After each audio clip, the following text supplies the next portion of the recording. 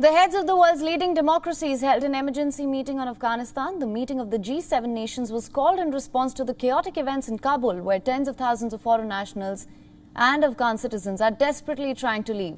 The G7 leaders made a joint decision to hold Taliban accountable on terrorism and human rights abuses.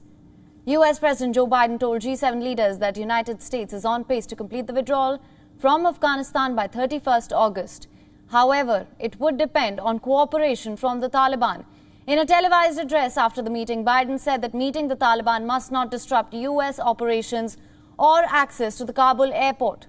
Biden also said that he is cognizant of the added risk of keeping US troops in Afghanistan beyond August 31st. Remember, nearly 6,000 US troops are deployed at the Kabul airport. They are helping American citizens and Afghans evacuate to safety.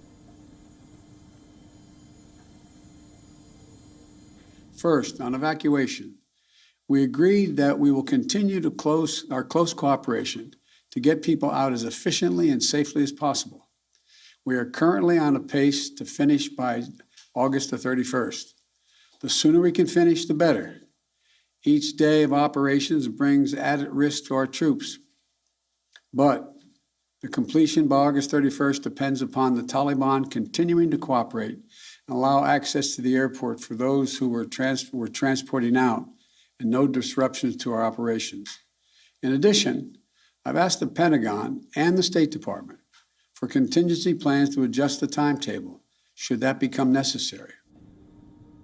UK Prime Minister Boris Johnson has said that the G7 had agreed upon a plan to deal with the Taliban, one condition being militants must allow safe passage to Afghans who want to leave the country even after the August 31st deadline. However, Johnson sidestepped a question about whether G7 leaders had expressed frustration at Biden's handling of the crisis.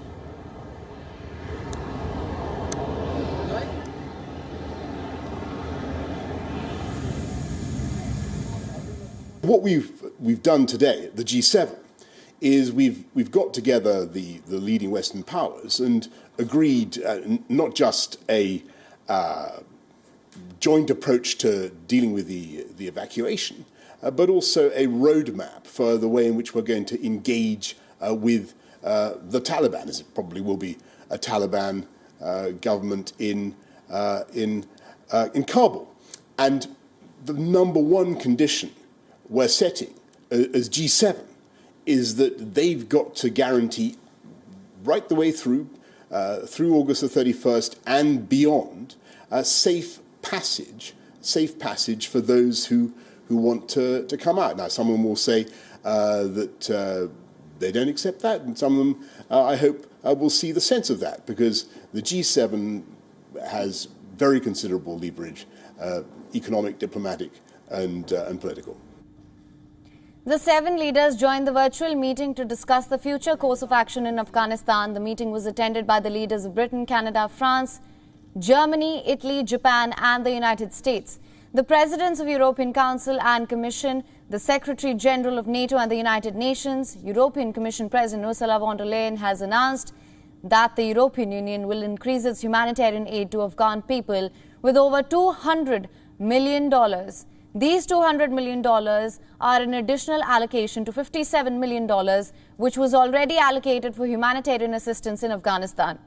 The EU Commission President has vowed to make sure that the money is used with a robust contractual engagement with partner organizations.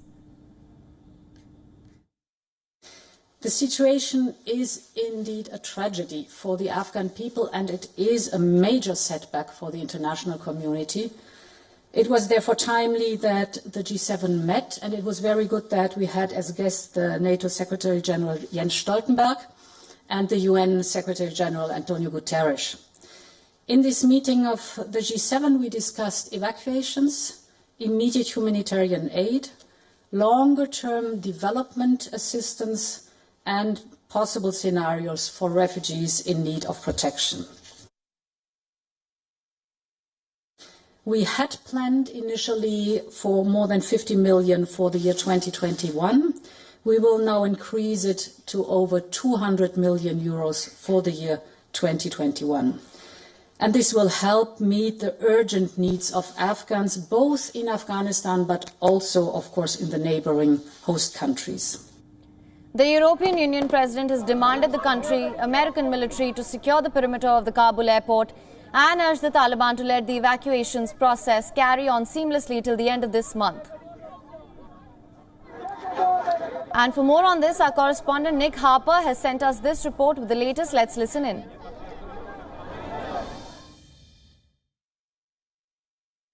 Thousands of people are still trying to leave Afghanistan, but US President Joe Biden says the evacuations are on pace and should be complete in time for troops to withdraw by the deadline of August the 31st. Evacuations have increased in recent days. The president said the US had helped more than 70,000 people fly out of Kabul in the last 10 days. As such, he plans to withdraw troops in the next week. However, there are some caveats. The president said he's also requested the Pentagon to draw up contingency plans should he determine that troops need to stay longer. And for the withdrawal to happen by the end of the month, President Biden said the Taliban must continue to cooperate with the US and must allow people access to the airport. Reports suggested that the Taliban on Tuesday had stopped US and Afghan civilians from getting into the airport. Making the case for a swift departure, President Biden also warned that the airport was at risk of being targeted by terrorists, in particular by the ISIS affiliate in Afghanistan, ISIS-K. Biden warned that the sooner we can finish, the better, adding that every day the US remained was another day that ISIS-K could try an attack. The president's comments came after a meeting with other G7 leaders. Many of them had been seeking for an extension for US troops in the country beyond the end of the August deadline. Nick Harper, Washington. WION is now available in your country. Download the app now. Get all the news on the move.